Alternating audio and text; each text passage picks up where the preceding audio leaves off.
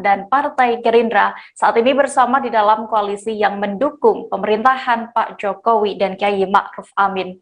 Kabar selengkapnya akan disampaikan rekan wartawan dari Tribun News, Fransiskus Adi Yuda yang kini sudah terhubung bersama kami. Halo Yuda. Halo Dea. Yuda, bisa Anda informasikan bagaimana tadi pertemuan antara PDIP dengan Gerindra yang digelar di mana tepatnya dan juga apa sebenarnya tujuannya? Ya, Dea, baik. Pertemuan antara Sekjen DPP PDI Perjuangan Hasto Kristianto dan Sekjen Partai Gerindra yaitu Ahmad Muzani berlangsung di DPP PDI Perjuangan Jalan Diponegoro, Menteng, Jakarta Pusat. Tadi siang, tepatnya sekitar pukul 11 waktu Indonesia Barat, ya pertemuan ini Hasto mengungkapkan bahwa pertemuan ini merupakan bentuk silaturahmi yang dia jalin, lalu dia juga tidak menyebutkan secara spesifik apa pertemuan ini, apa yang akan dibahas dalam pertemuan itu. Demikian. Oke, lalu apakah ada sebuah menu khusus yang disajikan PDIP ini untuk menyambut kehadiran Partai Gerindra? Yuda.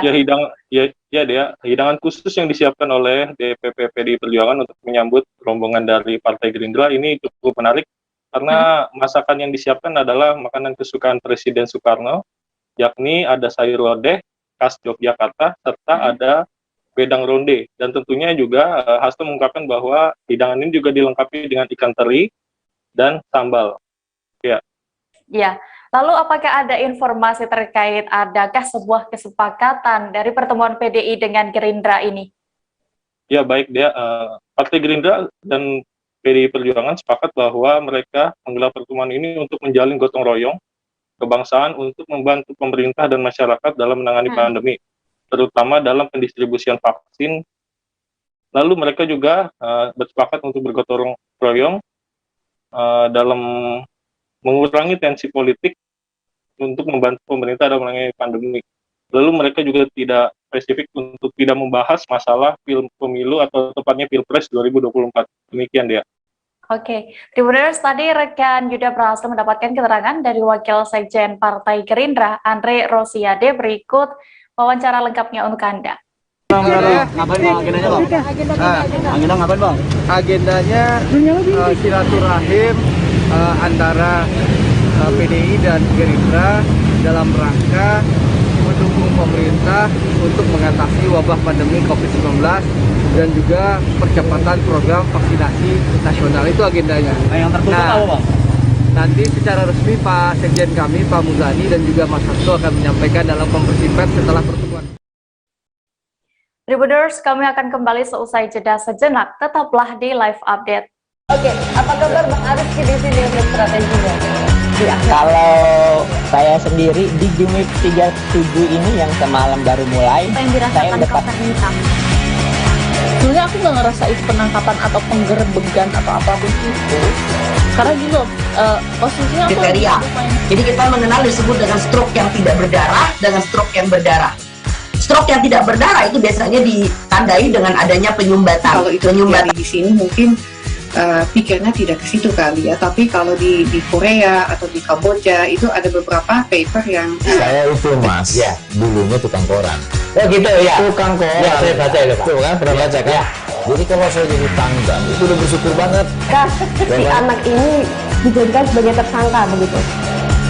Ya kalau ini kita bicara yang di luar kasus Bongombo ya. Dengan nama hujan shower, di mana terdapat batas jelas antara daerah hujan dan tidak hujan yang biasanya terjadi pada fase awal mature stage atau tahap bahaya itu Kang. Jadi mulai artinya terjadinya perlembekan. Nah itu untuk penetrasi akan sulit. Gitu ya.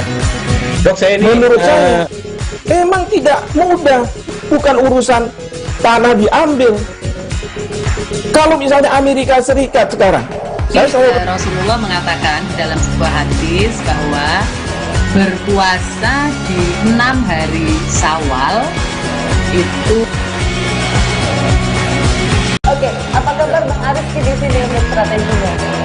Kalau saya sendiri di Gimik 37 ini yang semalam baru mulai, apa yang dirasakan Kapten Hitam?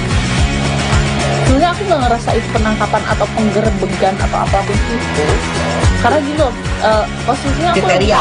Jadi kita mengenal disebut dengan stroke yang tidak berdarah dengan stroke yang berdarah. Stroke yang tidak berdarah itu biasanya ditandai dengan adanya penyumbatan. Kalau itu terjadi di sini mungkin pikirnya tidak ke situ kali ya, tapi kalau Kembali di live update, kita menuju ke informasi berikutnya dari Jawa Tengah. Grup arisan online bernama Alegos dilaporkan anggotanya sendiri ke Mapolres Sragen pada Senin 18 Agustus lalu. Diduga, inisiator grup arisan Alegos berinisial DH yang berusia 26 tahun ini melakukan penggelapan uang nasabahnya. Hingga kini sudah ada 4 korban di Sragen yang melapor ke pihak kepolisian. Total kerugian dalam kasus dugaan penggelapan uang berkedok arisan online ini disebut mencapai 4 miliar rupiah. Untuk mengetahui lebih detailnya, sudah bergabung bersama kami rekan jurnalis Tribun Solo, Septiana Lestari yang akan menyampaikan laporan. Halo Septi. Halo rekan Dea. Bisa Anda jelaskan Septi, awal diketahui penipuan dan sistem arisan online ini sebenarnya bagaimana?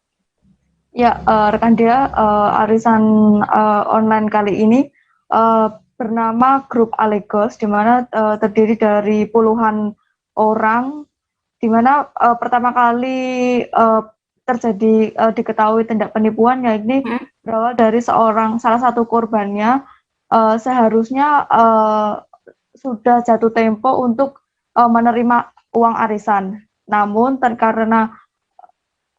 karena dihubungi terus ke inisiator arisan tersebut yang IDH tidak bisa dihubungi, maka karena sudah jatuh tempo uang tersebut belum cair, dan ketika dikonfirmasi ke inisiatornya yakni DH, dan DH kemudian lepas tanggung jawab atau kabur keluar dari Sragen. Itulah awal dicurigai terjadinya tindak penipuan arisan online tersebut. Kemudian setelah dicari-cari diketahui DH tinggal di Bekasi, di Bekasi, ya dia. Oke, lalu rekan Septi, apa sebenarnya alasan korban ini awalnya bisa yakin untuk bergabung dalam arisan itu? Ya, awalnya dari korban, karena korban mengetahui ada beberapa anggota grup yang merupakan temannya sendiri, yang beberapa merupakan anggota polisi, ada juga PNS dan pegawai bank, dan korban tersebut sudah mengenal mereka dan yakin, oh ini merupakan arisan yang bukan abal-abal seperti itu. Ya, dan sudah terjadi dari mulai tahun 2019 lalu. Jadi karena memang sudah lama dan tidak pernah terjadi adanya kasus, maka si korban percaya untuk mengikuti arisan tersebut.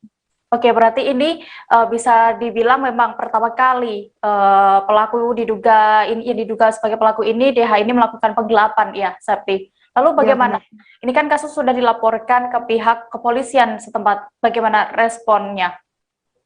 Respon dari kepolisian tadi pagi dikonfirmasi kepada Kapolres Sragen AKBP Yuswanto Ardi, mengatakan pada hari ini dilakukan aduan dari pihak korban tersebut mulai diproses, yakni mulai dilakukan pemeriksaan korban dan saksi-saksi yang terkait. Namun belum untuk melakukan penjemputan inisiator atau yang terduga pelaku, karena masih mengumpulkan keterangan daripada korban dan saksi-saksi.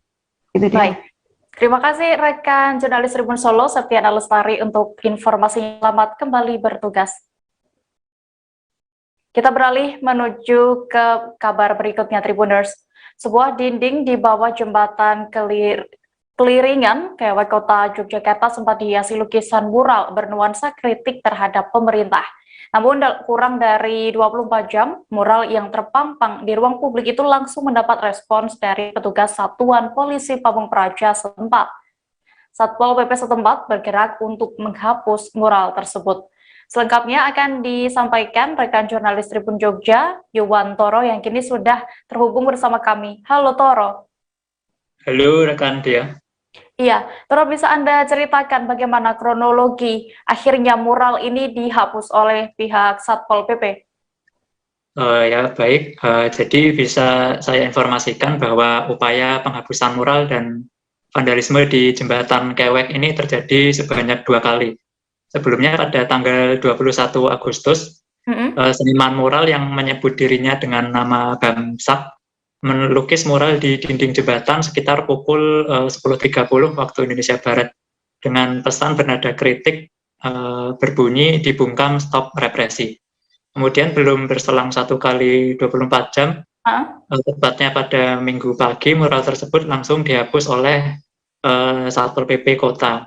Merespon adanya penghapusan tersebut, Bamsak seorang diri melakukan aksi protes, yakni dengan menuliskan coretan vandalisme menggunakan cat pilok berwarna merah pada Senin pagi kemarin. Yang ini gambarnya bisa disaksikan melalui cuplikan video yang mungkin disaksikan Tribuner saat ini.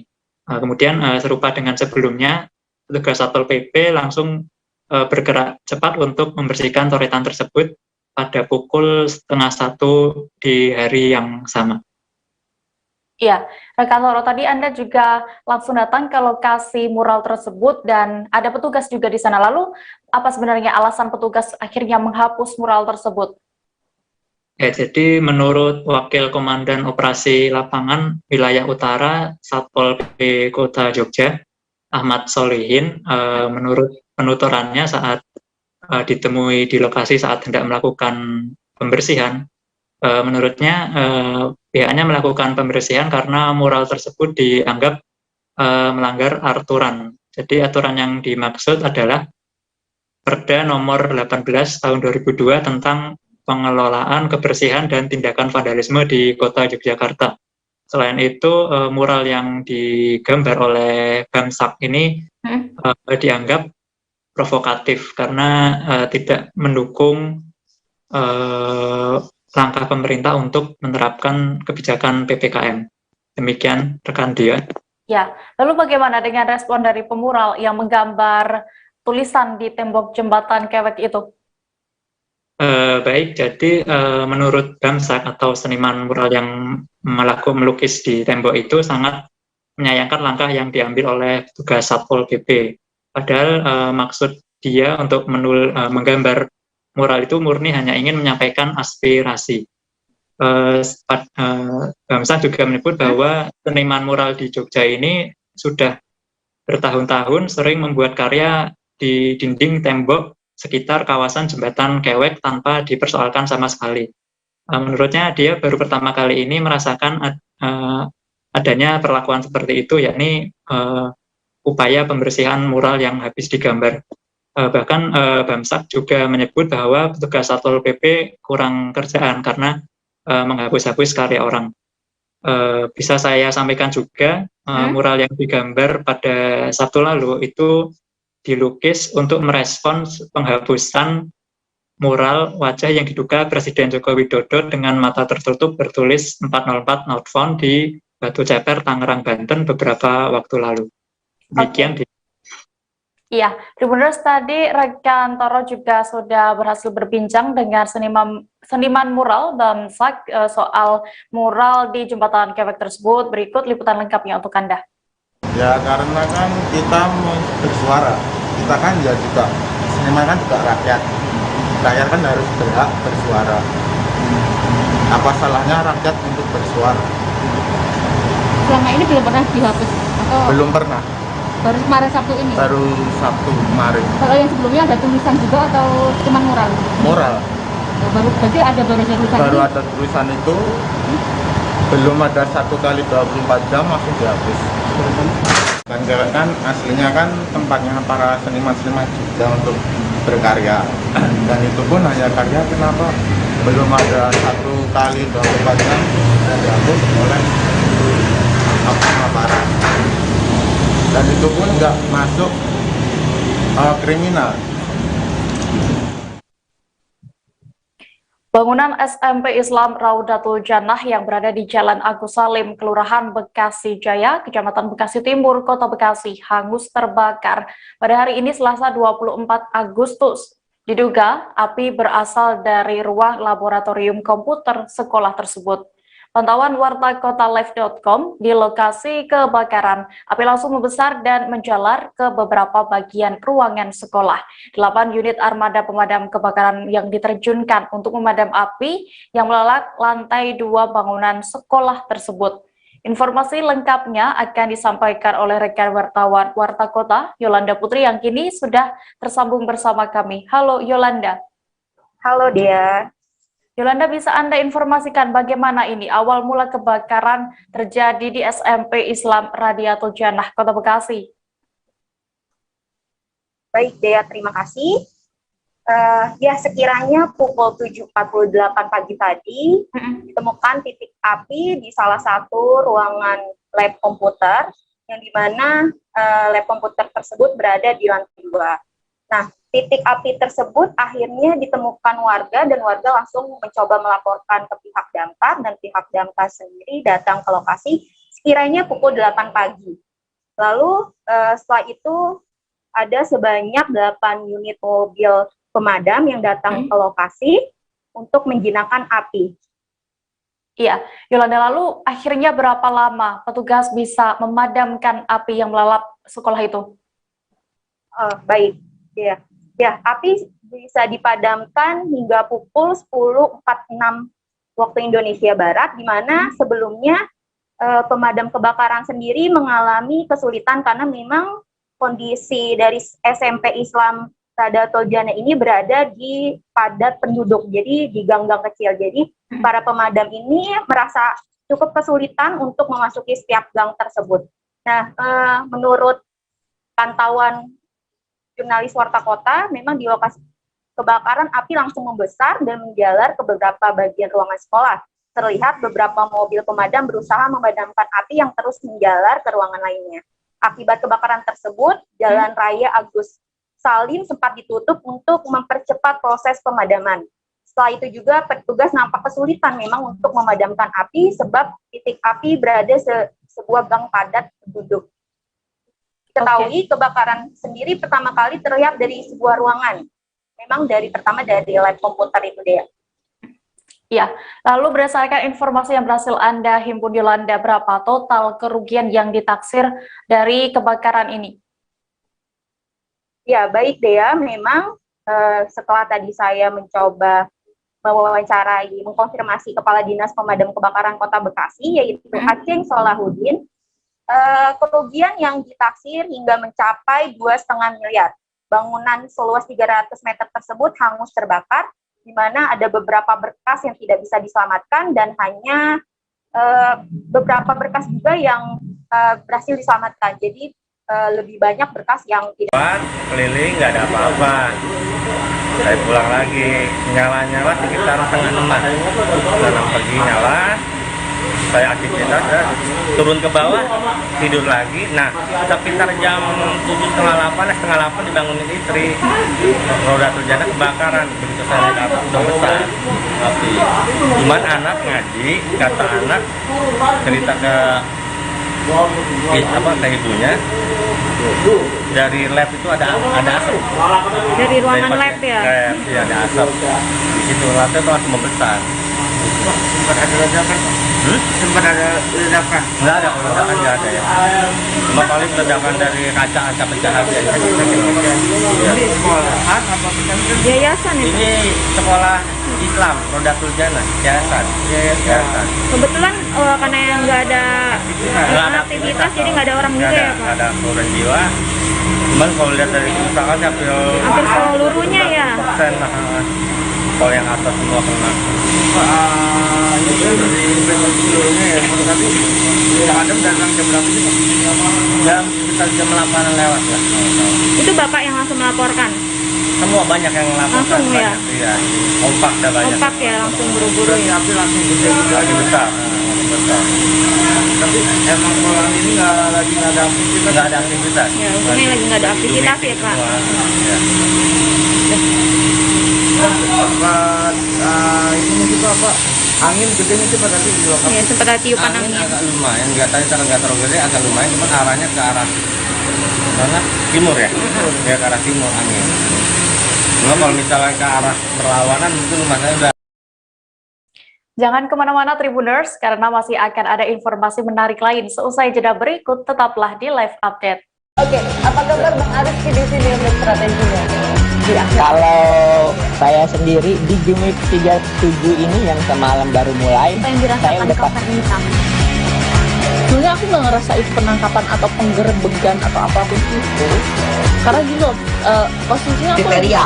Jadi kita mengenal disebut dengan stroke yang tidak berdarah dengan stroke yang berdarah. Stroke yang tidak berdarah itu biasanya ditandai dengan adanya penyumbatan. Kalau itu terjadi di sini mungkin pikirnya tidak ke situ kali ya, tapi kalau di Korea atau di Kamboja itu ada beberapa paper yang saya itu mas, ya dulunya tukang koran. Oh gitu ya. Tukang koran. Ya, saya baca itu Pak. Tuh kan pernah baca kan? Ya. Jadi kalau saya jadi tanggang itu udah bersyukur banget. Kak, si anak ini dijadikan sebagai tersangka begitu?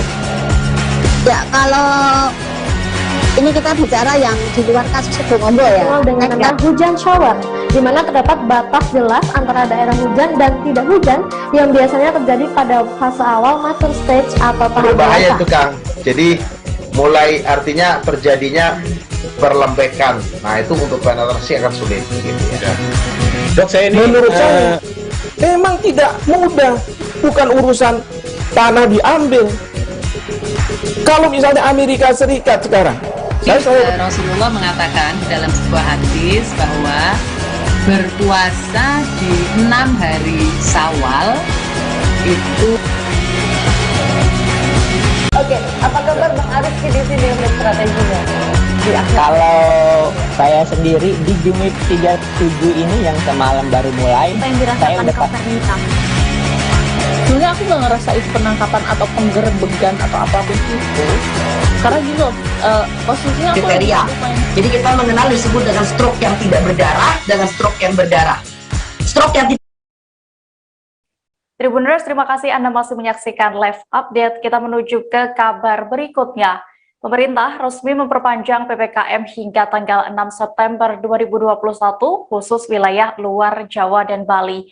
Berdasarkan instruksi Mendagri nomor 27 tahun 2021, Kalimantan Barat masuk dalam kategori PPKM level 3. Kepala Dinas Kesehatan Provinsi Kalimantan Barat, Harrison, mengatakan bahwa keluarnya penilaian tersebut atas penilaian yang telah dilakukan dari minggu lalu. Detail informasinya akan disampaikan langsung oleh rekan wartawan Tribun Pontianak, Anggita Putri, yang kini sudah bergabung bersama kami. Halo Anggita. Halo. Anggita, bisa Anda informasikan bagaimana suasana telah diperpanjangnya PPKM level 3 kali ini di Kalimantan Barat? Baik, untuk Kalimantan Barat sendiri telah ditetapkan masuk dalam PPKM level 3 berdasarkan instruksi Mendagri yang telah dikeluarkan nomor 27 tahun 2021, di mana untuk daerah di luar Jawa dan Bali itu untuk perpanjangan PPKM akan diperpanjang mulai 24 Agustus hingga 6 September. Nah, untuk hari ini sendiri Kalimantan Barat untuk kondisi khususnya di Kota Pontianak masih tetap menerapkan PPKM level 3 yang masih sama pada minggu sebelumnya. Sedangkan untuk evaluasi yang telah dilakukan bahwa memang dengan telah diterapkannya aturan-aturan yang diberlakukan oleh Pemda, khususnya seperti di Kota Pontianak itu dianggap mampu untuk menekan kasus konfirmasi di Kota Pontianak. Begitu juga daerah-daerah di Kalimantan Barat yang memang sejauh ini juga masuk pada PPKM level 3. Iya, lalu bagaimana dengan hasil evaluasi dari penerapan PPKM level 3 sebelumnya, Anggita?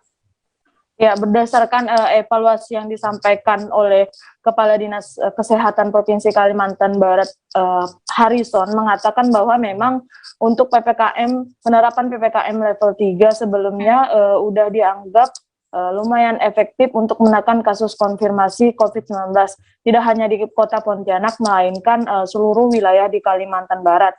yang memang telah bebas dari PPKM level 4, di mana untuk saat ini untuk dari segi indikator dalam penerapan PPKM level 3 sendiri, untuk kasus konfirmasi itu tercatat bahwa dari 43 per 87 kasus konfirmasi per 100.000 penduduk per minggu. Sedangkan untuk kasus rawat inap di rumah sakit Sekalbar itu mencapai 10,42% per 1.000 penduduk per minggu, di mana untuk kasus kematian yang tercatat sekarang ini di angka 1,82 per 100.000 penduduk.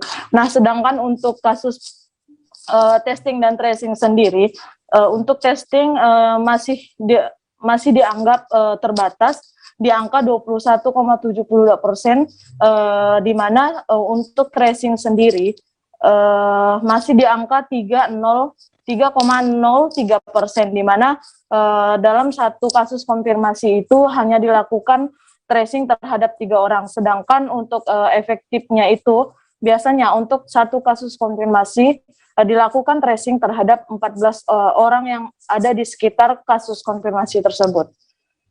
Oke, Anggita, lalu apa saja langkah ke depan yang akan dilakukan Pemprov Kalbar? Dari pemerintah Provinsi Kalimantan sendiri, khususnya dari Kepala Dinas Kesehatan, Harrison mengatakan bahwa ia menegaskan untuk masyarakat agar tetap prokes dalam menjalankan kedisiplinan seperti menggunakan masker 2 lapis dan juga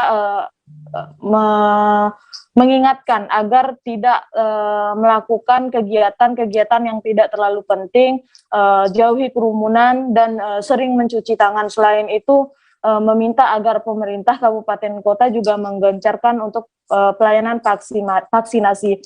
Sedangkan untuk stok vaksin sendiri, Harrison meminta agar setiap stok vaksin yang ada di kabupaten kota itu untuk segera dihabiskan untuk penggunaan vaksin tahap 1 maupun tahap 2, agar nantinya Kalimantan Barat, khususnya untuk kabupaten kota itu mendapatkan drop vaksin dari Kemenkes kembali.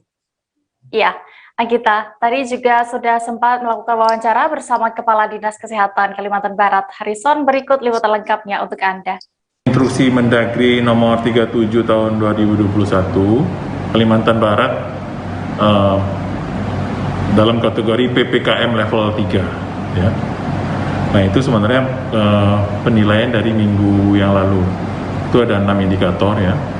Jadi untuk indikator kasus konfirmasi, itu 43 per 87 kasus konfirmasi per 100.000 penduduk per minggu ya. Sedangkan untuk rawat inap di rumah sakit ada 10,42 per 100.000 penduduk per minggu yang dirawat di rumah sakit ya. Kemudian untuk kematian itu 1,82 per 100.000 penduduk per minggu. Testing kita masih terbatas, yaitu 21,72 atau positivity rate-nya. Positivity rate-nya itu 21,72 ya. Kalau di bawah 5% itu baru memadai ya. Kemudian untuk tracing kita 3,03, jadi 1 orang kasus konfirmasi kita baru bisa melakukan tracing terhadap 3 orang di sekelilingnya ya. Yang bagus itu kalau 1 kasus konfirmasi ada 14 orang lebih di tracing ya. Kemudian untuk treatment, kita menuju Kota Batam, Tribuners. Jembatan Barelang merupakan ikon Kota Batam yang populer di mata masyarakat lokal maupun luar Batam. Jembatan satu ini juga merupakan satu di antara tujuan utama masyarakat yang ingin berwisata. Jembatan Barelang merupakan sekumpulan jembatan yang menghubungkan 6 pulau. Biasanya setiap akhir pekan, jembatan ini akan dipadati pengunjung dari berbagai kalangan untuk menikmati pemandangan dari atas jembatan. Namun sejak pandemi dan diberlakukannya PPKM, Jembatan Barelang kini sepi pengunjung. Kabar selengkapnya akan disampaikan rekan wartawan dari Tribun Batam, Rahma Tika, yang kini sudah terhubung bersama kami. Halo Rahma. Halo rekan Dea. Rama, bisa Anda gambarkan bagaimana kondisi pengunjung di jembatan Barelang ini sejak diberlakukannya PPKM level 3 ya? Baik, terima kasih rekan Dea. Untuk saat ini Kota Batam memasuki level 3, di mana kondisi di Jembatan Barelang sendiri saat ini sepi pengunjung, baik itu pada akhir pekan maupun pada sore hari. Sebelum diberlakukannya PPKM level 3 sendiri, lokasi Jembatan Barelang yang sering dikunjungi oleh masyarakat lokal yang berada di Kota Batam akan padat pada sore hari dan akhir pekan.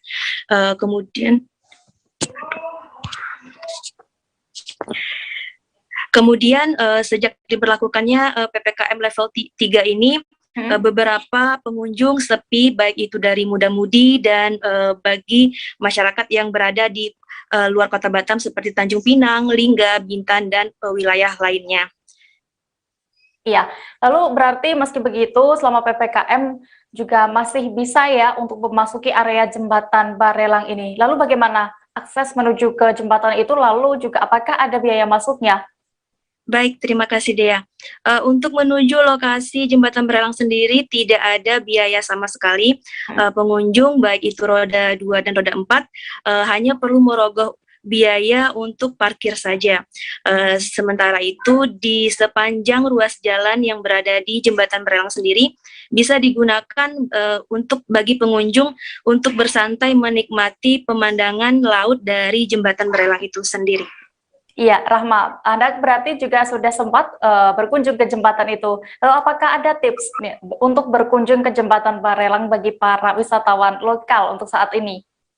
Baik, untuk para pengunjung khususnya masyarakat di Kota Batam sendiri yang biasanya memang menjadikan Jembatan Barelang ini sebagai tujuan wisata akhir pekan dan pada sore hari untuk meluangkan waktu sejenak, bisa dikunjungi sekitar pada bulan Januari hingga bulan Juli.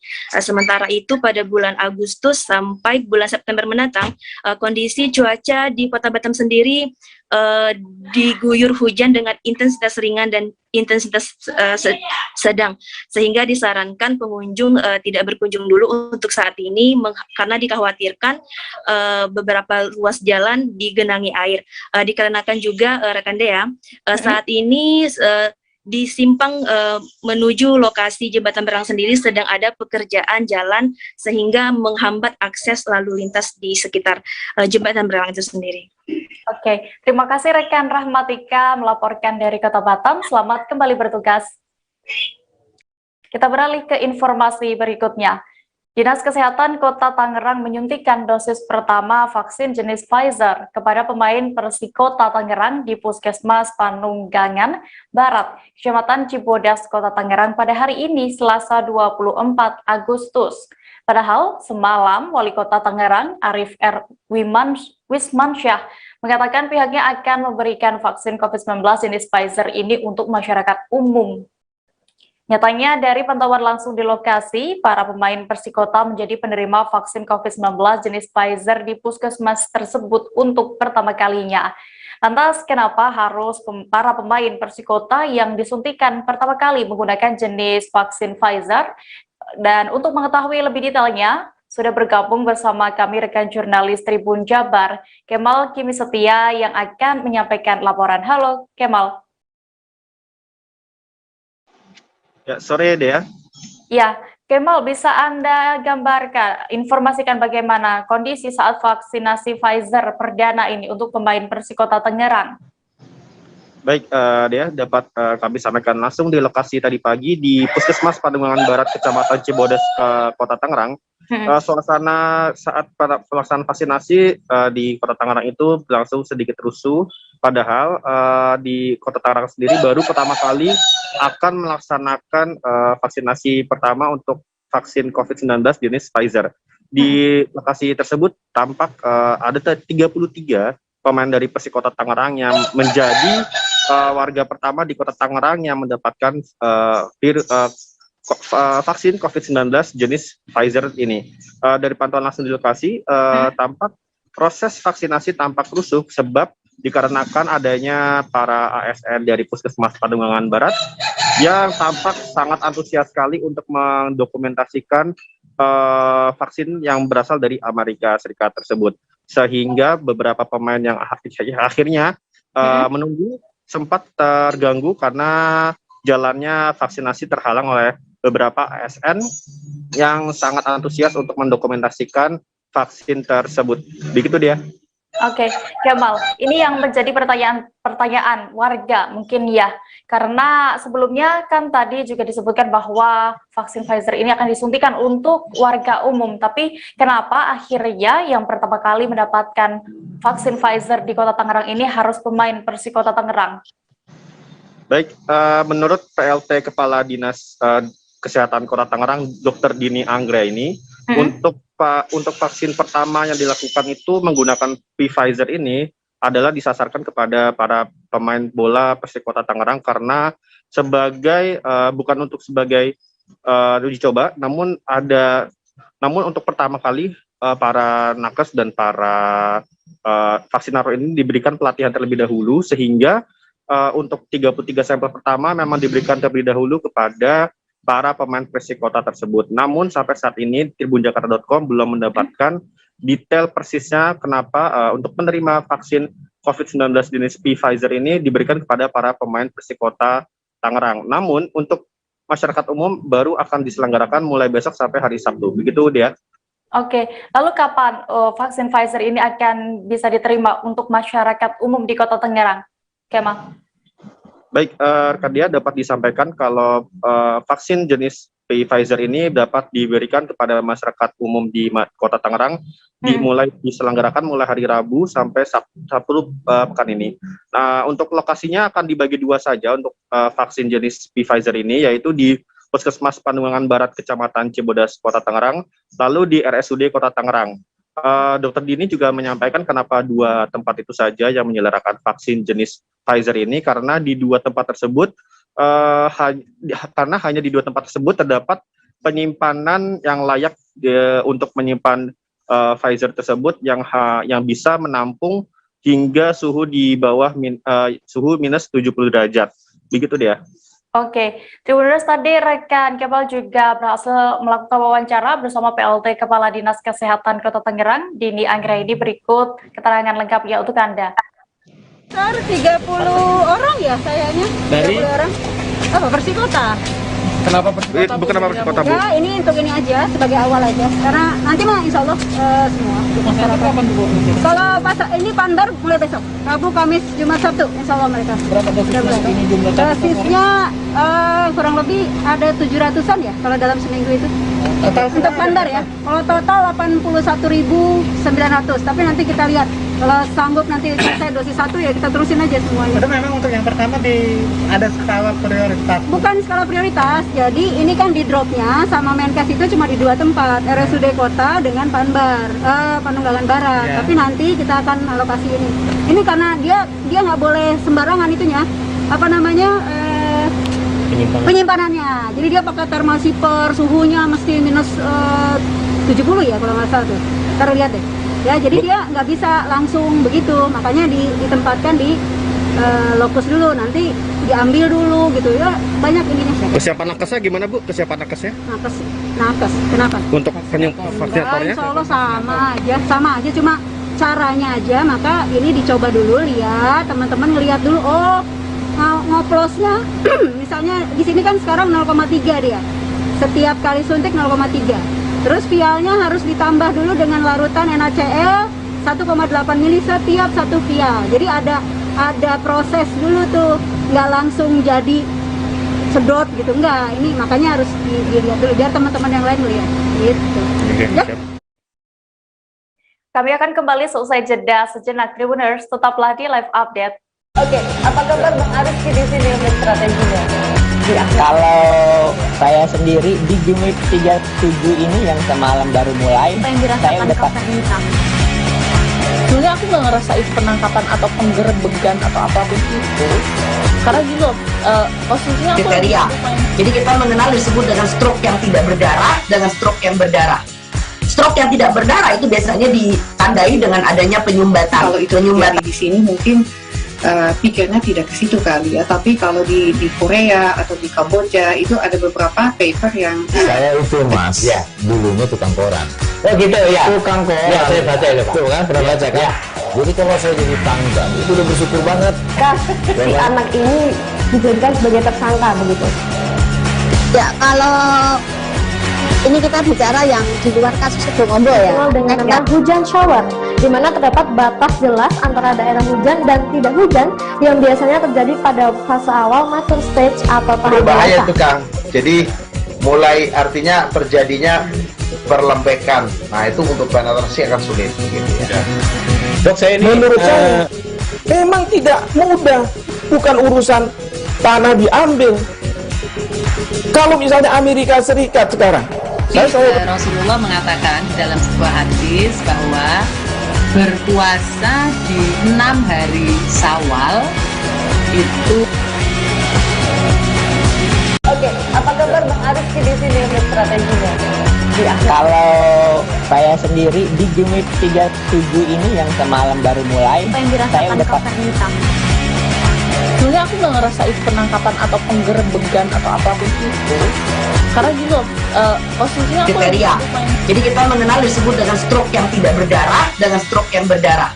Stroke yang tidak berdarah itu biasanya ditandai dengan adanya penyumbatan. kalau itu terjadi di sini mungkin pikirnya tidak ke situ kali ya, tapi kalau di Korea atau di Kamboja itu ada beberapa paper yang Saya itu mas, ya dulunya tukang koran. Oh gitu ya. Tukang koran. Ya, saya baca itu Pak. Tuh kan, pernah baca kan? Ya. Jadi kalau saya jadi tanggal, itu udah bersyukur banget. Si anak ini dijadikan sebagai tersangka begitu. Ya kalau ini kita bicara yang di luar kasus Sibolombo ya. Dikenal dengan nama hujan shower, di mana terdapat batas jelas antara daerah hujan dan tidak hujan yang biasanya terjadi pada fase awal mature stage atau tahap Berbahaya dewasa. itu Kang. Jadi mulai artinya terjadinya perlembekan. Nah itu untuk penetrasi akan sulit gitu ya. Dok, saya ini menurut saya memang tidak mudah, bukan urusan tanah diambil. Kalau misalnya Amerika Serikat sekarang, Rasulullah mengatakan dalam sebuah hadis bahwa berpuasa di 6 hari Syawal itu. Kembali di live update Tribuners, kita merujuk ke informasi berikutnya. Ratusan warga mengikuti vaksinasi COVID-19 di Markas Komando Distrik 1408 BS, Kota Makassar pada hari ini Selasa 24 Agustus. Ada yang unik dan menarik dalam pelaksanaan vaksinasi kepada warga kali ini. Pasalnya, penyelenggara menggunakan tank tempur lapis baja yang telah disulap menjadi tank ambulans. Selain dapat merasakan sensasi duduk dalam kabin belakang kendaraan lapis baja tersebut, warga juga terlihat antusias bersuah foto dengan latar belakang tank. Selengkapnya akan disampaikan rekan jurnalis Tribun Timur, Muslimin Emba, yang kini sudah terhubung bersama kami. Halo Emba. Ya, Dea dan Tribuners. Ya. Emba, bisa Anda gambarkan seperti apa tadi jalannya vaksinasi di dalam tank yang berlangsung di Kodim 1408 BS Makassar ini? Baik, Dea dan Tribuners. Tepatnya pukul 11 siang itu telah berlangsung vaksinasi yang dihadiri oleh ratusan warga Kota Makassar, tepatnya yang berada di kawasan Kecamatan Mamajang. Itu mengikuti vaksinasi dengan dihadirkan sebuah tank atau kendaraan lapis baja yang sudah disulap menjadi ambulans tank atau tank ambulans gitu. Jadi warga yang hadir untuk vaksinasi kedua tadi itu diarahkan untuk masuk ke dalam tank saat proses penyuntikan vaksin. Jadi mereka disuntik vaksin di dalam kabin tank itu dia. Oke, Mbak, ini sangat unik sekali ya, menarik sekali. Pasti juga warga sangat antusias untuk bisa melakukan vaksinasi di dalam tank tersebut. Lalu apa sebenarnya alasan pihak Kodim menghadirkan tank ambulans ini? Ya, dari penjelasan dari pihak Dandik 1408 tadi, kehadiran tank ini adalah upaya untuk memasifkan vaksinasi di Kota Makassar, yaitu dengan menarik minat warga untuk selain mengikuti vaksin juga dapat pelajaran gitu atau edukasi terkait dengan alutsista TNI Angkatan Darat dengan menyaksikan lebih dekat dan dapat edukasi terkait fungsi dan dari alutsista tersebut. Ya. Oke, lalu berdasarkan informasi yang Anda himpun, berapa target vaksin yang dilakukan untuk hari ini, Mbak? Ya, untuk hari ini ada 600 peserta sesuai dengan jumlah vaksinasi tahap pertama yang dilakukan beberapa hari sebelumnya. Dan sekedar informasi juga dia, warga yang hadir terlihat antusias. Kenapa?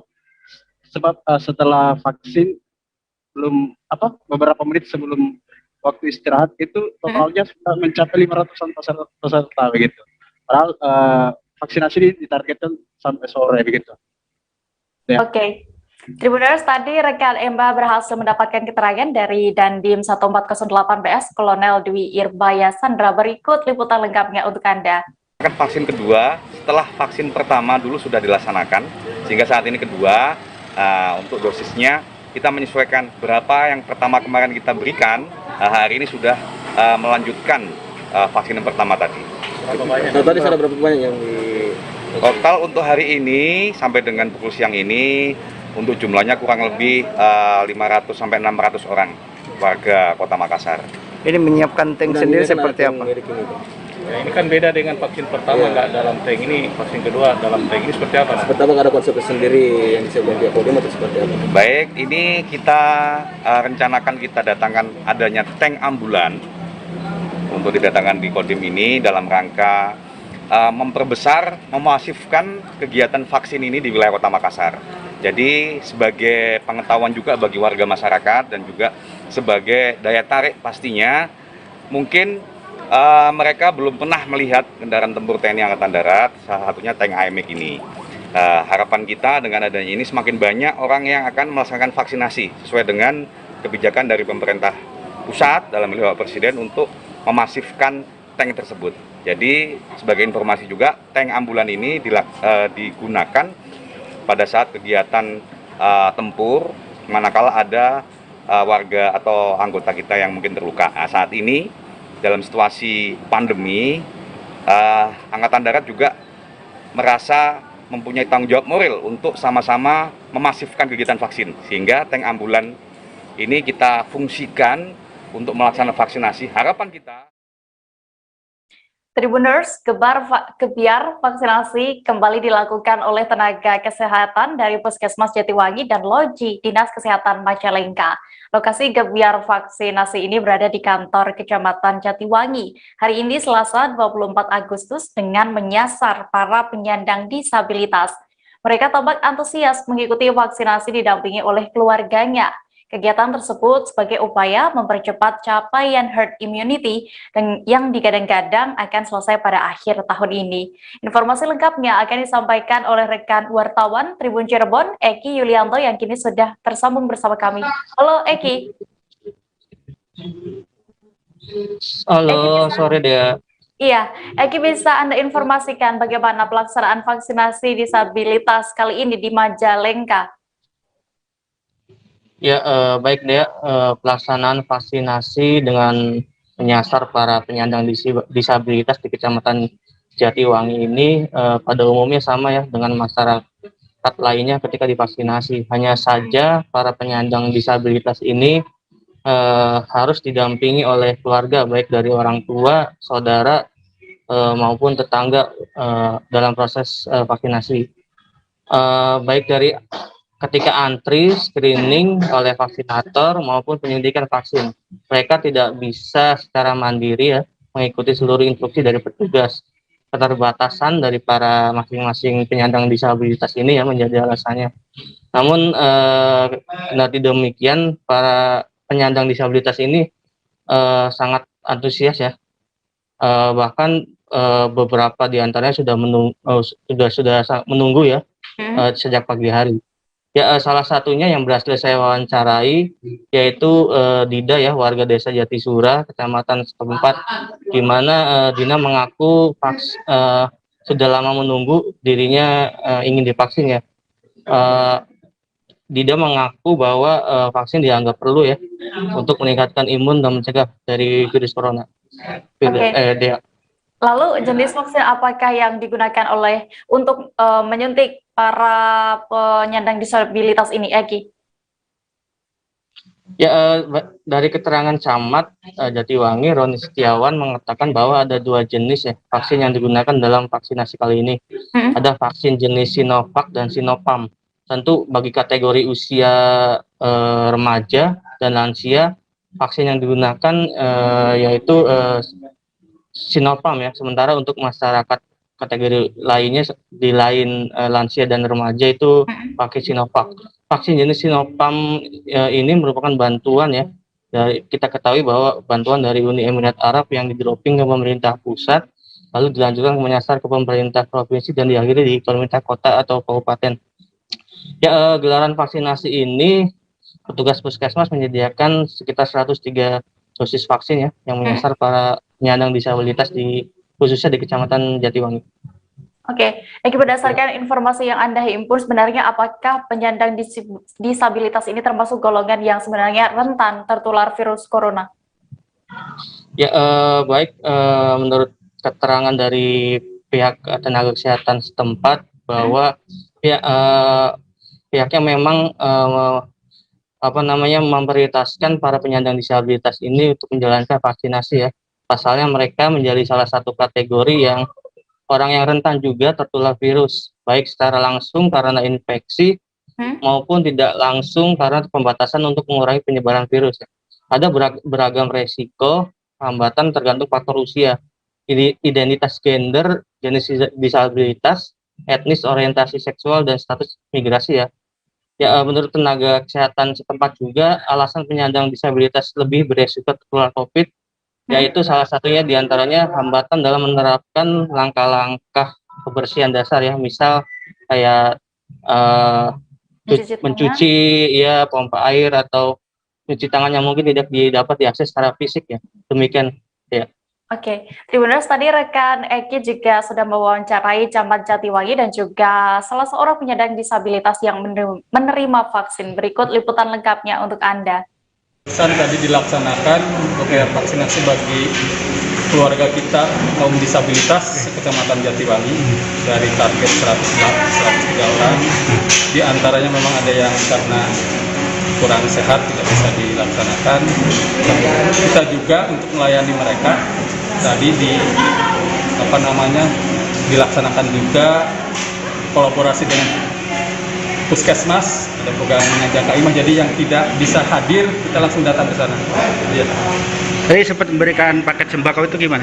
Itu tadi ada juga kita berkolaborasi dengan Balai Wiataguna dari Bandung. Jadi khusus Jatiwangi karena kita kebetulan ada akses juga, kita mencoba kolaborasi kerjasama koordinasi dengan Balai Wiataguna Bandung. Alhamdulillah kita mendapatkan 103 paket sembako ya bagi kaum disabilitas yang terdaftar.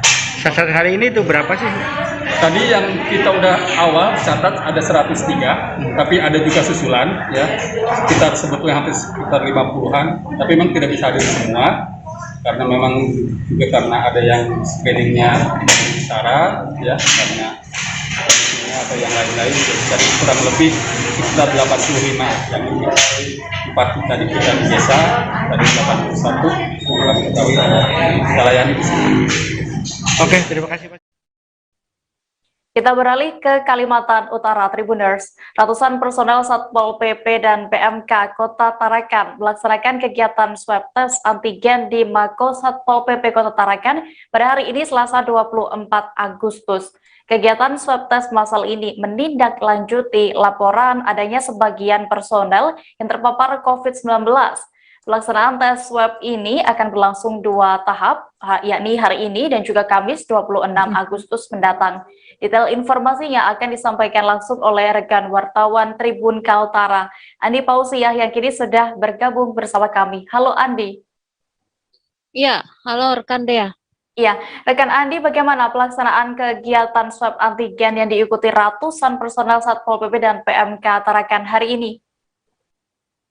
Ya, baik rekan Dea. Selamat sore Tribuner, saya Andi melaporkan dari Kota Tarakan, Provinsi Kalimantan Utara.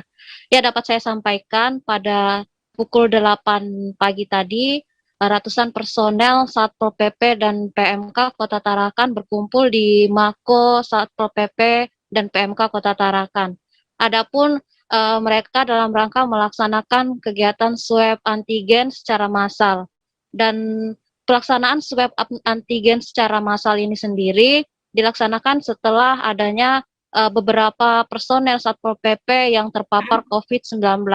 Dan pelaksanaannya sendiri sejak pagi tadi hingga pukul 13 WITA siang berjalan lancar tanpa adanya hambatan. Demikian Dea. Oke, Andi, lalu sebenarnya berapa banyak jumlah personel yang sebelumnya dinyatakan terpapar ini? Ya, Dea. Memang sebelum kegiatan swab massal dilakukan, diinformasikan ada total 12 personel Satpol PP dan pemadam Kota Tarakan yang terpapar COVID-19. Dan dari 12 personel juga mengontak erat, total ada 5 personel. Namun dan 12 personel ini sendiri saat ini sedang menjalani isolasi mandiri di rumah masing-masing. Begitu juga kontak erat dari 12 personel ini juga sudah menjalankan kegiatan swab antigen dan sudah dinyatakan negatif, namun sebagian masih ada yang menjalani isolasi mandiri. Demikian ya. Oke, lalu berdasarkan pantauan Anda di lokasi tadi dan juga informasi yang Anda himpun, bagaimana dengan hasil swab test dari personel yang baru dilakukan swab hari ini, Andi? Ya, baik Dea. Hari ini sampai dengan pukul 13 WITA siang, total 165 sampel yang diuji, ada 2 yang dinyatakan positif. Selanjutnya dikatakan Kepala Satpol PP dan PMK Kota Tarakan, Hani Matiksan, 2 orang positif ini akan ditindaklanjuti oleh pihak Dinkes Tarakan dan menugaskan kepada tim Satgas yang ada di puskesmas masing-masing, juga masing-masing kelurahan. Adapun 2 orang ini juga nanti diberikan obat antivirus untuk menjalani isolasi mandiri, juga selain itu diberikan vitamin dan selanjutnya untuk 2 orang yang dinyatakan positif ini akan terus dipantau oleh tim Satgas. Kemudian lanjut Hanif Matiksan, dari 2 orang positif hari ini juga sudah didata mereka yang kontak erat, dan hasilnya setelah dilakukan swab antigen tadi juga dinyatakan negatif. Dikatakan Hanif Matiksan lagi, memang kegiatan swab massal ini adalah instruksi langsung yang disampaikan, yang diturunkan dari Wali Kota Tarakan, Dr. Hairul Mkes, mengingat pekerjaan yang dilaksanakan oleh Satpol PP sangat rentan karena memang selalu melaksanakan patroli setiap malam selama PPKM level 4 berlangsung di Kota Tarakan. Demikian dia. Ya, Tribuners, tadi rekan Adi juga sudah melakukan wawancara bersama Hanif Matiksan selaku Kepala Satpol PP dan PMK Kota Tarakan. Berikut keterangannya. Selama ini kan teman-teman di Satpol PP ada yang terkapar gitu kan. Terkapar ada beberapa orang, kalau nggak salah ada 12 orang loh. Yang terkapar, nggak tahu di klaster mana dia terkena nih, apakah sedang tugas atau dari rumah atau dari keluarga. Sehingga kami rapat kemarin di rumah Pak Wali Kota pada hari Minggu itu bersama-sama terkait akan perintah Pak Wali Kota akan swab antigen. Alhamdulillah hari ini swab antigen dilaksanakan. Ya ada 2 kali ya. Nanti hari ini sebanyak 125 orang. Dilanjutkan hari Kamis tanggal 26 itu sebanyak 129. Jadi jumlah Satpol PP dan PMK ini sebanyak 254. Nah, kemungkinan nanti sampai 254 karena 254 ini ada yang sudah yang terkapar di swab, yang ada kontak erat itu sama 5 hari. Mungkin udah di swab lagi karena kemarin baru selesai hasilnya. Nah, jadi semuanya jumlah seluruhnya 254 Satpol PP dan PMK. Ini termasuk tenaga kontrak atau tenaga honornya nih. Ini salah satu antisipasi ya Pak ya, agar kan Satpol PP dan juga PMK kan ini banyak bersentuhan ya Pak ya dengan masyarakat. Berinteraksi sama masyarakat. Iya, jadi ini salah satu antisipasinya ya Pak ya. Iya, antisipasi untuk memutus rantai ini kan, untuk di kantor-kantor nih. Yang terpapar kemarin berapa Pak? Sekitar ada 12 orang. 12 orang ya? 12 orang. Alhamdulillah ini sudah menjalani isoman selama 14 hari. Ada yang kontak erat dengan yang terpapar? Iya, ada. Ada yang kontak erat, maka itu diberikan isoman selama 5 hari.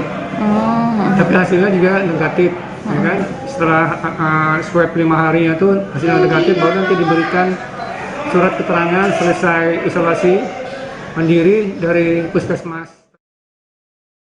Tetaplah di live update Tribuners karena masih ada informasi menarik lainnya seusai jeda berikut. Oke, apa kabar Bang Arif di sini untuk strateginya?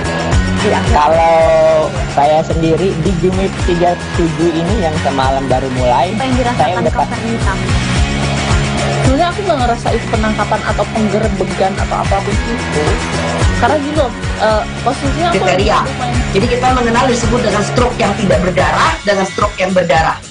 Stroke yang tidak berdarah itu biasanya ditandai dengan adanya penyumbatan. Kalau itu terjadi di sini mungkin pikirnya tidak ke situ kali ya, tapi kalau di Korea atau di Kamboja itu ada beberapa paper yang saya itu Mas, ya dulunya tukang koran. Oh gitu ya, Tukang koran. Ya, saya baca itu Pak. Tuh kan, pernah baca kan? Ya. Jadi kalau saya jadi tanggal itu udah bersyukur banget. Si anak ini dijadikan sebagai tersangka begitu. Ya, kalau ini kita bicara yang di luar kasus Sebongombo ya. Dikenal dengan nama hujan shower, di mana terdapat batas jelas antara daerah hujan dan tidak hujan yang biasanya terjadi pada fase awal mature stage atau tahap Berbahaya dewasa. itu Kang. Jadi mulai artinya terjadinya perlembekan. Nah itu untuk penetrasi akan sulit gitu ya. Dok, saya ini menurut saya memang tidak mudah, bukan urusan tanah diambil. Kalau misalnya Amerika Serikat sekarang, Rasulullah mengatakan dalam sebuah hadis bahwa berpuasa di 6 hari Syawal itu. Oke, apa kabar Bang Arif di sini untuk strateginya? Kalau saya sendiri di Jumip 37 ini yang semalam baru mulai, saya udah pasti. Sebenarnya aku nggak ngerasa itu penangkapan atau penggerbegan atau apapun itu, karena gini loh, posisinya aku kriteria. Jadi kita mengenal disebut dengan stroke yang tidak berdarah dengan stroke yang berdarah. Stroke yang tidak berdarah itu biasanya ditandai dengan adanya penyumbatan. Kalau itu terjadi di sini mungkin pikirnya tidak ke situ kali ya, tapi kalau di Korea atau di Kamboja itu ada beberapa paper yang saya itu Mas, ya dulunya tukang koran. Oh gitu ya, Tukang koran. Ya, saya baca itu Pak. Tuh kan, pernah baca kan? Ya. Jadi kalau saya jadi tanggal itu udah bersyukur banget. Si anak ini dijadikan sebagai tersangka begitu. Ya, kalau ini kita bicara yang di luar kasus Sebongombo ya. Dikenal dengan nama hujan shower, di mana terdapat batas jelas antara daerah hujan dan tidak hujan yang biasanya terjadi pada fase awal mature stage atau tahap Berbahaya dewasa. itu Kang. Jadi mulai artinya terjadinya perlembekan. Nah itu untuk penetrasi akan sulit gitu ya. Dok, saya ini menurut saya memang tidak mudah, bukan urusan tanah diambil. Kalau misalnya Amerika Serikat sekarang, Rasulullah mengatakan dalam sebuah hadis bahwa berpuasa di 6 hari Syawal itu. Anda masih menyaksikan live update Tribuners. Kabar selanjutnya datang dari Sulawesi Tengah. Wali Kota Palu, Haryanto Rashid, menetapkan lockdown mikro 2 wilayah di 2 kelurahan, yakni yang berada di Jalan Tangkasi dan Jalan Ramba. Hari ini, Selasa 24 Agustus, Wali Kota mengunjungi dapur umum di Jalan Tangkasi, Kelurahan Birobuli Selatan, Kecamatan Palu Selatan. Dalam kunjungannya kali ini, Haryanto Rashid mengecek persiapan dapur umum dalam memberikan makanan siap saji kepada para warga yang tengah menjalani isolasi mandiri. Wali Kota Palu itu juga bertemu dengan Wakil Ketua Kejaksaan Tinggi Sulawesi Tengah untuk menerima bantuan makanan secara simbolis. Kabar selengkapnya akan disampaikan rekan wartawan dari Tribun Palu, Alan Syahrir, yang kini sudah terhubung bersama kami. Halo Alan. Ya, Saudara Dea. Iya, rekan Alan, berapa jumlah warga yang menjalani isolasi mandiri di 2 kelurahan tersebut ini? Oke, Dea. Menurut data Satgas COVID-19 Kota Palu, per tanggal 23 Agustus, kasus aktif di Kelurahan Birobuli Selatan sebanyak 68 kasus. Sedangkan untuk kasus aktif di Kelurahan Birobuli Utara sebanyak 120 kasus. Dea. Iya, lalu sampai kapan pelaksanaan lockdown berikro efektif ini diberlakukan di 2 kelurahan di Kota Palu, Alan?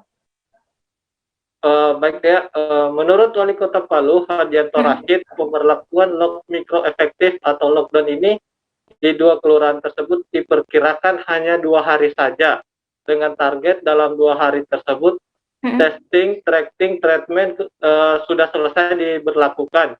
Kemudian pindah ke kelurahan lain untuk melakukan hal yang sama. Namun untuk 2 kelurahan di wilayah tersebut, jika sudah terdapat yang positif dari testing, tracking, dan treatment tersebut terus dipantau hingga kasus di 2 wilayah tersebut dinyatakan zona hijau. Ya. Oke, rekan Alan, tadi juga Wali Kota saat meninjau tempat dapur umum ini juga menerima bantuan paket sembako, bantuan paket ya makanan oleh Kejaksaan Tinggi Sulteng. Berapa totalnya? Oke, Dea. Paket sembako yang dibagikan oleh Kejaksaan Tinggi Negeri Sulawesi Tengah tadi siang itu kepada pemerintah Kota Palu sebanyak 5.000 paket yang diberikan secara simbolis kepada Wali Kota Palu.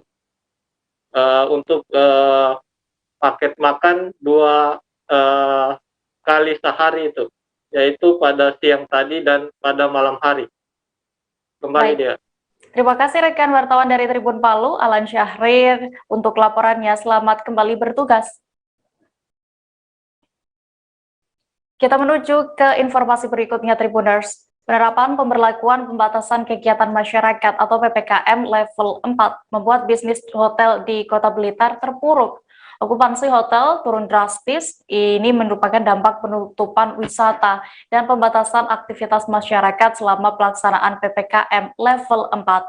Saat ini tingkat hunian hotel di Kota Blitar juga hanya mencapai sekira 10 hingga 15%.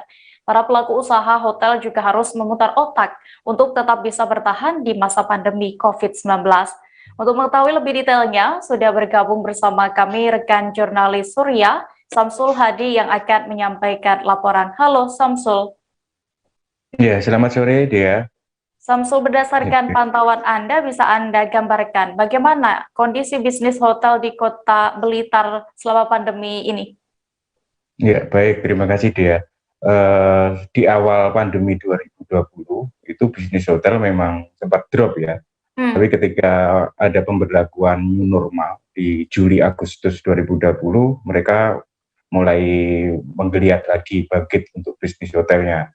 Tapi di 2021 ini, setelah Lebaran, tepatnya setelah Lebaran, ketika ada pemberlakuan PPKM darurat, lalu dilanjutkan PPKM level 4 itu, bisnis hotel di Kota Blitar kembali drop. Dan itu tadi okupansi atau tingkat hunian hotel di Kota Blitar itu antara 10 sampai 15% untuk saat ini. Nah, itu menyebabkan beberapa pelaku usaha hotel ya itu juga bingung untuk menutup biaya operasional. Akhirnya mereka membuat beberapa terobosan. Oke, Samsul, apa terobosan yang dilakukan pengelola hotel ini agar bisa tetap bertahan beroperasi? Iya, ada beberapa hotel itu mereka membuat mengalih fungsi usaha lain ya di hotelnya. Seperti contoh ada di Hotel Grand Mansion itu di Jalan Melati, Kota Blitar, dia membuka usaha layanan swab antigen untuk masyarakat umum. Dari pendapatan dari swab antigen itu bisa untuk menutup operasional hotel ya yang kondisinya memang sepi dari tamu. Ada hotel lain yang di Jalan Sudan Supriyadi, Hotel Herlingga, itu mereka membuka cucian mobil. Jadi memang di awal pandemi sudah mulai membuka cucian mobil karena di Hotel Herlingga itu memang selain untuk hotel dia juga ada kolam renang ya biasanya untuk anak-anak itu Tapi begitu pandemi tutup, akhirnya dialihkan ke cuci mobil. Itu sebagai upaya untuk menutup operasional ya, operasionalnya tetap, tapi pendapatannya turun drastis. Selain itu, mereka agar tetap bisa bertahan, hotel di Kota Blitar ini juga menerapkan sistem shift ya untuk para karyawannya. Jadi karyawan pihak pengelola mengurangi jam kerja karyawan. Karyawan itu dalam 1 bulan, seperti yang di Grand Mansion itu, mungkin tiap karyawan dalam 1 bulan hanya masuk 4 hari. Jadi memang digilir. Itu salah satu untuk agar tetap bisa bertahan dan juga untuk mengurangi biaya operasional yang tinggi seperti itu. Ya. Oke, lalu apa harapan para pelaku usaha hotel di Kota Blitar ini untuk pemerintah? Samsul. Oke, kalau dari PHRI ya, PHRI itu berharap agar percepatan vaksinasi, terutama vaksinasi khususnya di Kota Blitar itu bisa lebih ditingkatkan ya, berapa Pemkot untuk mempercepat proses vaksinasi, karena dengan vaksinasi ini nanti kan diharapkan bisa membentuk kekebalan kolektif dan kondisinya aktivitas masyarakat bisa kembali normal. Akhirnya nanti wisata juga buka kembali, harapannya bisnis hotel itu bisa kembali bangkit. Itu yang diharapkan para pelaku usaha hotel, karena mereka sampai hari ini di Kota Blitar itu ada sekitar 14 hotel, dan mereka tetap bertahan buka meskipun dengan kondisi yang berat ya di pandemi. Oke. Seperti itu dia. Ya, Tribuners, tadi rekan Samsul juga berhasil melakukan wawancara bersama manajer operasional Hotel Grand Mansion, Altin Toreh. Berikut keterangan lengkapnya untuk Anda. Kondisi hotel sekarang khusus di Blitar dengan adanya pandemi yang sudah beberapa kali diperpanjang, sehingga okupansi kami ini itu hanya sampai 10-15% daripada kamar yang tersedia. Untuk kamar yang tersedia berapa Pak di Grand Mansion ini? Kamar tersedia di Grand Mansion ada 87 dengan beberapa tingkatan. Gitu. Terus apa untuk menutup operasional Pak ya, karena okupansinya kan turun drastis itu. Yang dilakukan pihak hotel apa saja Pak agar tetap bertahan? Ya, salah satunya adalah kita otomatis harus merumahkan karyawan dalam 1 bulan tuh setiap karyawan bisa 4 hari. Terus selanjutnya pihak owner kami mempunyai ide untuk membuat program swab antigen. Dengan adanya program tersebut, otomatis bisa menutup sedikit-sedikit daripada biaya operasional hotel kita sini yang notabene itu sudah tidak balance lagi dengan pemasukan dan pengeluaran. Artinya buka swab antigen ini untuk penambah pendapatan ya? Betul. Iya. Itu untuk umum Pak, swab antigen itu? Swab antigen ini untuk umum, bukan hanya untuk tamu hotel. Tamu hotel. Iya. Kalau untuk pekerja itu di shift ya? Iya. Artinya nggak di PHK, tapi mereka sistem kerjanya diatur seminggu masuk, seminggu libur nggak gitu, atau gimana? Nah, itu seperti tadi yang saya sudah katakan dari awal bahwa kita di sini terpaksa harus merumahkan karyawan tuh 4 hari setiap karyawan dalam 1 bulan. Oke, mengurangi jam kerja berarti ya? Mengurangi jam kerja mereka agar supaya kita punya kosnya tidak tinggi. Gitu. Oke. Kita ya drop banget ya antara 10-15% kita. Okupansinya ya? Okupansinya. 10-15%. Jadi dari pihak marketingnya hotel-hotel akhirnya kita harus giat nelponin satu-satu di database. Kita bilang kita udah aman segala macam, tapi mereka tetap takut gitu loh. Karena mungkin dari mereka zonanya udah zona merah masuk ke zona yang orange, mereka takut. Oke. Terus untuk para pelaku usaha hotel ini untuk bertahan seperti apa Pak? Ya beberapa hotel ada yang memperlakukan unpaid leave ya untuk karyawannya. Karyawannya ya. Di shift kayak gitu ya? Di shift, terus ada yang alih usaha mereka buka kuliner atau usalah perbengkelan atau cuci mobil gitu. Jadi tetap mereka hotelnya tetap tapi ada alih fungsi lainnya. Iya. Itu untuk nutup operasional ya? Iya, karena ya yang diharapkan kan dari relaksasi pajak, relaksasi segala macam yang diharapkan, PDAM, relaksasi BPJS-nya, iurannya kan bisa ditunda gitu. Kita tetap bayar, tetap tunda. Oke, terus ya untuk di Kota Blitar ada berapa hotel, Pak? Kota Blitar ada 14 hotel, 40 restoran. 40 restoran. Iya. Tapi sampai hari ini belum ada hotel yang artinya kolaps sampai nggak ada ya. Mereka tetap bertahan ya. Iya, tetap bertahan ya. Meskipun dengan itu. Mudah-mudahan udah kembali lagi secepatnya ya. Padahal kita udah belajar new normal, tapi akhirnya di bulan Januari ya kita drop lagi apa ya. Termasuk untuk PHK pekerja juga enggak ya? Belum ada ya atau apa? Enggak ada. Enggak ada. Akhirnya ya cuma di shift itu ya. Iya seperti itu. Oke, makasih Pak ya. Kita beralih ke Provinsi Sulawesi Utara, Tribuners. Di tengah pandemi COVID-19, berolahraga mungkin merupakan salah satu kunci untuk menjaga kebugaran tubuh.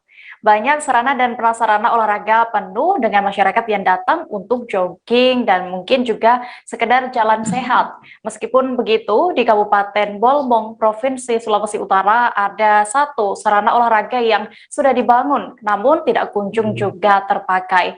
Sarana olahraga ini adalah lapangan tenis yang ada di Kecamatan Lolak, Kabupaten Bolmong. Selengkapnya akan disampaikan rekan wartawan Tribun Manado, Nilton Durado, yang kini sudah terhubung bersama kami. Halo Nilton. Halo rekan Dea, selamat sore. Baik, Nilton, bisa Anda informasikan sebenarnya sejak kapan lapangan tenis ini tidak terpakai?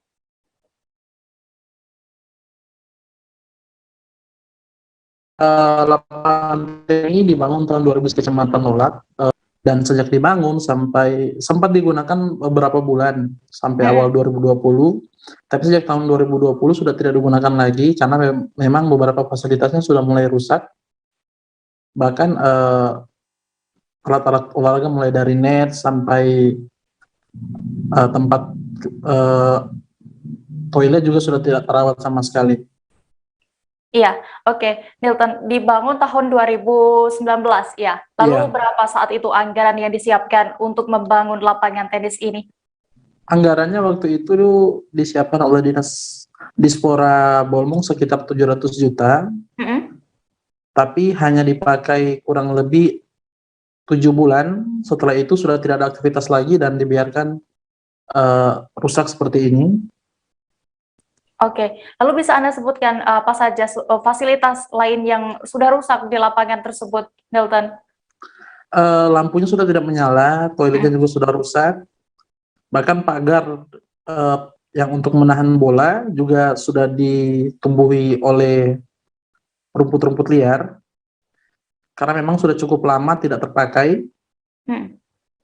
Nah, karena lapangan ini sangat dekat dengan taman kota, tapi memang aktivitasnya sama sekali tidak ada, dan taman kotanya juga sudah mulai rusak. Oke, lalu apakah ada rencana perbaikan dari pemerintah setempat, Nilton, berdasarkan informasi yang Anda terima? Rencananya di anggaran APBD tahun 2022 nanti akan kembali diperbaiki, tapi pihak Dispora masih akan mengalokasikan dana, besarannya belum bisa dipastikan kapan, tapi mereka memastikan akan segera melakukan perbaikan. Sekian, Mbak Dea. Baik, terima kasih rekan Nilton Durado melaporkan dari Kabupaten Bolmong, Sulawesi Utara. Selamat kembali bertugas. Tribuners, informasi tadi sekaligus menutup perjumpaan kita dalam live update petang ini. Jangan lupa untuk terus memperbaharui kabar terupdate lainnya hanya di kanal YouTube Tribun News. Dan lantaran masih di tengah pandemi, kami kembali mengingatkan untuk selalu menerapkan protokol kesehatan dimanapun Anda berada. Mewakiliku yang bertugas, saya Diamita pamit. Terima kasih dan sampai jumpa. Jangan lupa like, subscribe, dan share ya.